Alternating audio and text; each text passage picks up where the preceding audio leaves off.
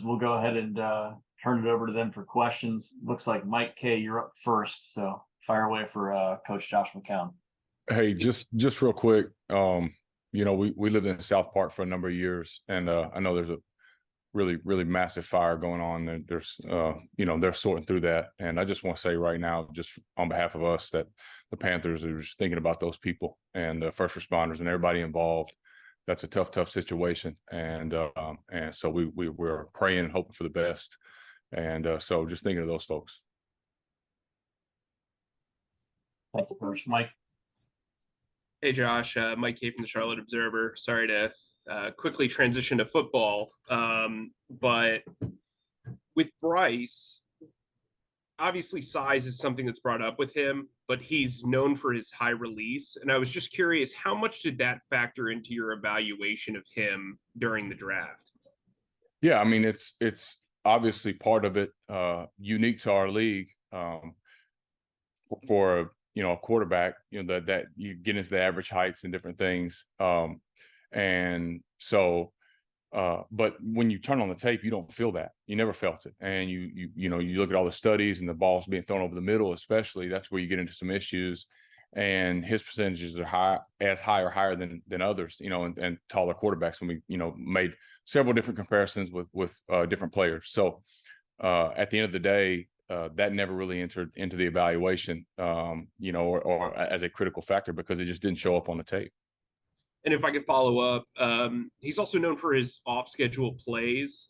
As his position coach, how do you kind of monitor that and also kind of rein him in when he needs to be? Yeah, it's a great question, and it's a challenge, and we embrace that challenge. With guys that can play that way, that can play off schedule, there's some artistry involved, and we understand that that's unique in their gifting, and you don't want to take that away from them. So, like with any great artist, there's a delicate balance with letting their greatness flow, but keeping it at a level that's not a detriment to the team, and that's when it's really special, and that's what makes him really good, is that he's at the college level so far showed a great barometer of when and when not to do that, and that's what I think special players do, and certainly part of why we drafted him. Great. Let's go to Joe, then David. Hey, Josh, Joe Person. Thanks for doing this. Hope you're well.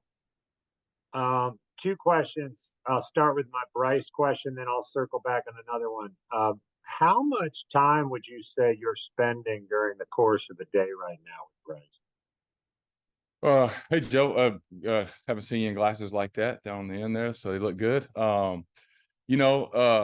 It's as much as legally possible, so as much as the league permits, we take it up to the minute as best we can, because we need that with him right now.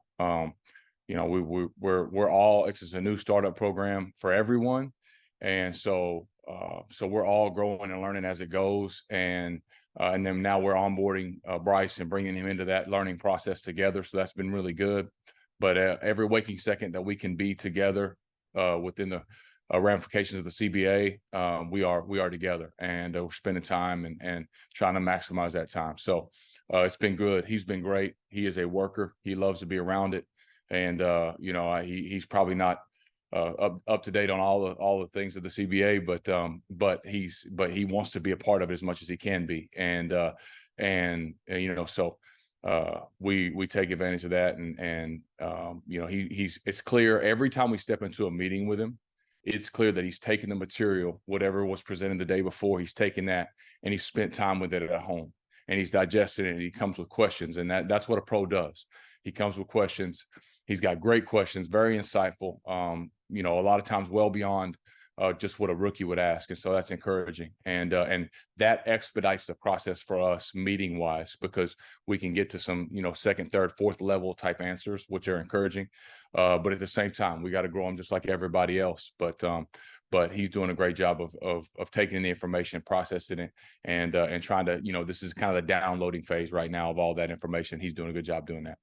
And then my non-Bryce question, back when you interviewed for the Texans head coaching job, I think 2 different cycles, what was that experience like? And do you think you were ready at that Yeah, it was a great experience. I appreciate them, having me involved in that process. But really, for me, just being here, this was the right thing, and this is what I'm excited about. And things happen for a reason, and I certainly am valuing every day that I step in to this building and get to be around Coach Reich and guys like Coach Caldwell and Coach Evero, and we just have fantastic people, and worked with Chris Tabor a while back and get to cross paths with him again. And so Frank's done an unbelievable job of putting some great men in this building, and not only high character people, but great football people.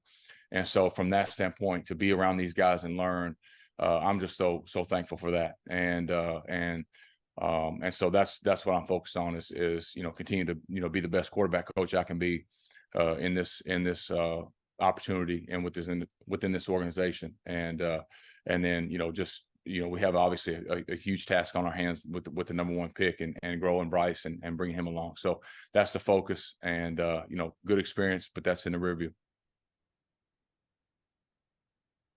Hey, Josh, David Newton, ESPN. I appreciate your words on the fire. I've been glued to the set watching it today. Wanted to ask you a few questions.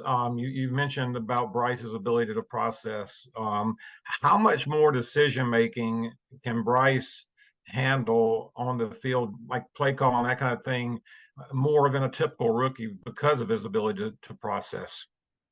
Yeah, well, I mean, again, we won't overdo it. And I think obviously Coach Brown's done a fantastic job of as we build this offense of having some of those things in mind. So we will go at his pace as far as how we feel like Bryce is handling it. And you're right, like obviously the ability to process at a high rate allows for some of those things to be expedited, but you don't want to take that for granted. And you can in this league, because this league has a history of humbling everyone at some point. And so as well as he played in the SEC and at Alabama, we do want to bring him along the right way. And so, like I said, it's encouraging. We step into those meetings, you can tell he's digested the material, he's bringing questions. Those things are encouraging, but you have to temper the excitement. You have to, to rein it in. And like I said, I think Coach Brown's done a great job of that, of helping us, do that. And then just, and then drawing on the experience of around us. Frank's worked with a ton of quarterbacks, and then Coach Caldwell having helped bring Peyton Manning along. So you draw on these different experiences and utilize that to kind of feel the pace of what we need to do with Bryce. So because the easy thing is to go, man, he's so smart, let's give it to him all. But let's build it the right way. Let's set a firm foundation so that when we do go, it's efficient, and it's not it's not all over the place. And how much of what he did in Alabama's offense, which a lot of out of 11 personnel, will translate into what Carolina's new offense is going to be? Well, obviously we look at the things that he does well, but we have different personnel. Everybody's got different personnel, and we got great coaches that are going to build our offense around what our guys do the best, and what our quarterbacks do the best. And so you certainly see some of those things on tape. I think it's benefited Bryce to be around a coach like Bill O'Brien, to be around coaches like Steve Sarkisian, obviously Coach Saban notwithstanding. But from an offensive standpoint, having those guys having pro experience, you can feel that in the way that he talks about plays. And so that input that he'll be able to have will be important, as he grows. But right now it's just about him learning this offense, downloading what we have, and then one of these days we'll be there where it's more about detailing it and specifying it around different skill sets and different things he's like. But right now he's got to learn how we do it, digest that, and then move forward. And lastly, how much is Young able to adjust to taking snaps under center, which he didn't do much at Alabama? It's important to what you guys want to do offensively. No, he's been great. He's been great. So we're very pleased with that. You're right, relative to college, he didn't have a ton of snaps to that. He probably tripled that in rookie minicamp, and those were executed at a high level. And it's we want to be a multifaceted offense that can do whatever it takes to win the football game. And when you talk about the things that Coach Brown has brought from the run game that he's experienced out in LA, and the different pieces and the success that they've had in Indianapolis with some of their run game stuff, we want to be able to do whatever it takes to win that football game, and we won't be limited by under center or gun or whatever that may be. And so coming out of the meeting camp, we were very encouraged by how well that was executed, and we feel like that those things are wide open moving forward. Appreciate it. Yep. All right, let's go over to Nick and then Darren. Hey, Josh, thanks for the time this afternoon. Wondering, what's your evaluation of Bryce's footwork coming out of college and through a couple of weeks with him, and how important is that going to be to his development? Yeah, that's a great question. Everybody's different, and we talk about it all the time. There's timing to every play that we install, specifically in a pass game, and when we want that ball to come out, and there has to be a rhythm that connects your feet to that route and that concept.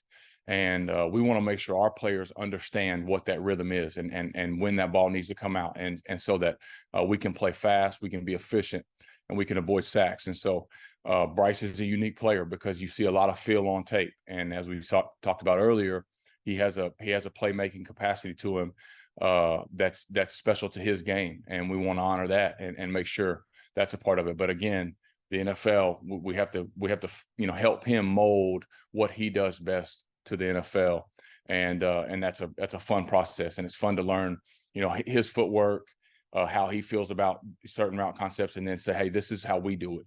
And then there's middle ground on some of these things, but ultimately understanding the timing and the rhythm of those concepts is the most important and the key thing for him. And I think that process so far, these first few weeks, has been great. Josh, Bryce is a rookie. You're in a new role too. How's it been getting used to being a coach now instead of the thing you've done for so long? And have there been moments, whether it's in minicamp the other weekend or this week, where you're like, man, I could still do this? No, I don't know.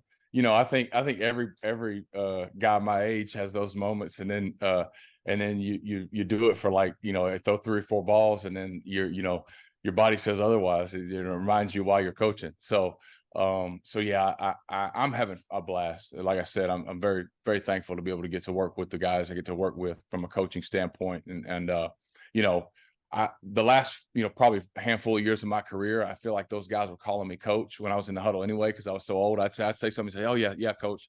So now it just makes sense. Now it doesn't make me cringe so much, because I'm like, well, good, I'm actually a coach. So I think it's better now, and just enjoying this part of this business. And there's several sides to what makes the NFL special, and coaches obviously are a huge part of it. And there's been so many that have impacted my life, and so to be on this side of it and hopefully draw on some of those years of playing, to bring that to the table and share that to these guys is the goal, and I'm enjoying doing it, and it's fun being out there, and you see why guys transition, especially players that transition into coaching, because it's it'll never be the same as playing, but there's a difference, and I do think, and I've noticed this obviously in high school coaching, both way back when I did it the first time around early in Charlotte and out in Marvin Ridge, and then my time in Myers Park, and then in Texas last year, is that there's something special. There's a different feeling. There's a different feeling. You get to throw a touchdown, you celebrate with your teammates, and that's fun.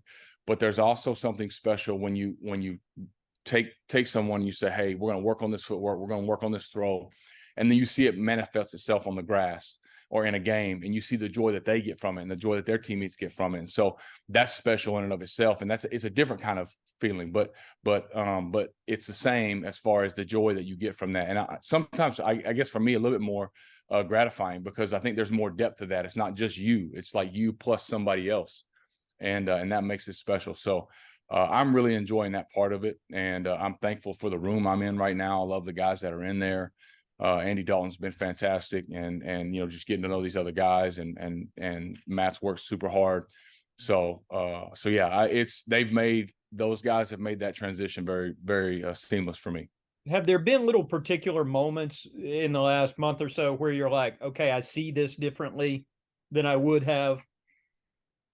Oh yeah, no doubt. Well, here's the best example I can tell you is like when you get information as a player, right, and as a quarterback especially, and you're going to go and you're going to, let's say it's a play that you're going to check or you're going to feel through or whatever. You're like, hey, the coach gives you he gives you the details and you listen, but as a quarterback, you go, this is how I'm going to handle it.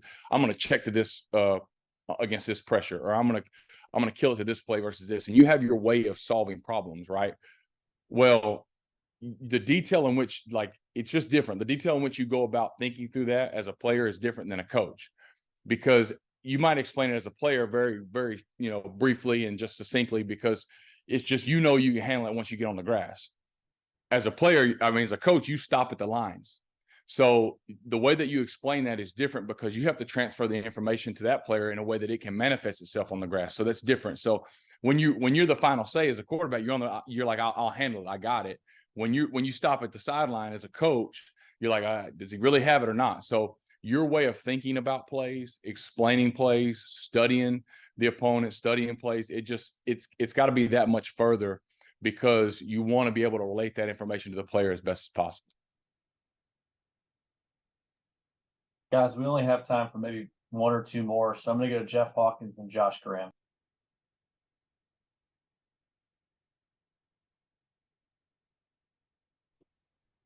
Hey, can you hear me, Coach? Gotcha. Yeah, thanks a lot. Greetings. This is Jeff Hawkins from the Charlotte Post. I can sense this is a great opportunity for you personally. What is it like learning from Reich, and how will it help you down the road? Well, it's great to learn from Frank. He's obviously had an unbelievable playing career. We played a long time, and so we share similarities in that regard. But at the same time, he's been a head coach. This is second go around. He's coached quarterbacks. He's worked his way up and coached different rooms. So he's got a wealth of knowledge and just different experiences. But it's always beneficial if you have someone that's kind of seen this NFL life through your eyes. And he spent his career mostly as a backup and played a long time. And so I think there's a shared experience there that I can understand how he applies that experience to that role. And so we've had a little bit of conversations here and there that have confirmed that, and those have just been special to me, and I appreciate that. And hopefully that'll continue on down the road. Over to you, Josh Graham.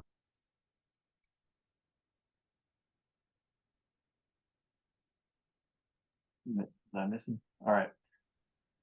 Looks like we lost Josh. Joe, you can go ahead and take the last one. Josh, I've got a hard-hitting question. I heard you never got that game a horse with C.J. Stroud, but have you had any chances to hoop with any of the guys on their top 30 or guys already on roster? No, we didn't.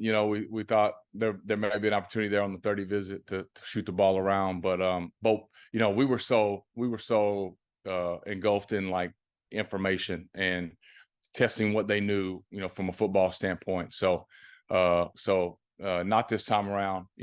Maybe another time. Obviously, I love hoops, but we're in football mode now, and that's the focus. So didn't get that. It's probably good for those guys. What was that experience like to go to those pro days and then have all those guys come through?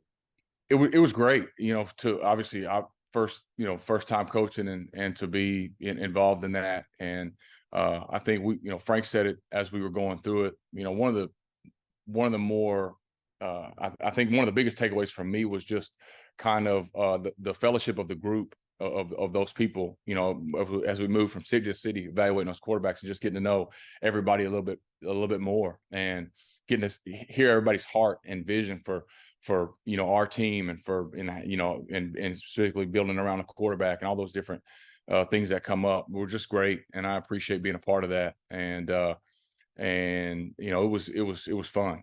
I think you take that, and it's cool to just see how you feel. I think from a player standpoint, it was always getting players. You know, they come in, you're not on the evaluation side of it. You know, they enter your room, and if you're a quarterback, they enter your room. You know, get Sam Darnold at the Jets, or these guys that have joined the room over the course of my career, and you just try to help them wherever they're at, right? You're trying to help them become a pro, learn the process, all those things.